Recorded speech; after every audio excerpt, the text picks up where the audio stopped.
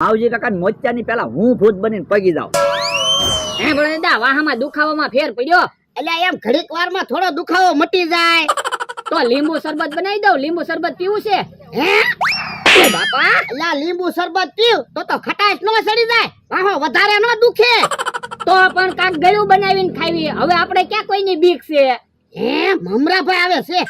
અને ના મમરાભાઈ આવે? તમે કયો તો મમરાભાઈ ને હું ઢીબી નાખું.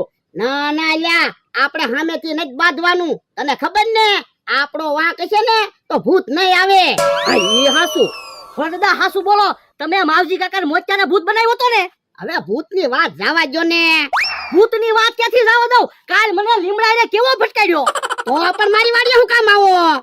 ભોળા દાદા, ઈ વાત મારે કાંઈ સાંભળવી નથી. મને 2000 રૂપિયા આપો, મારે દવાખાને જવું પડશે.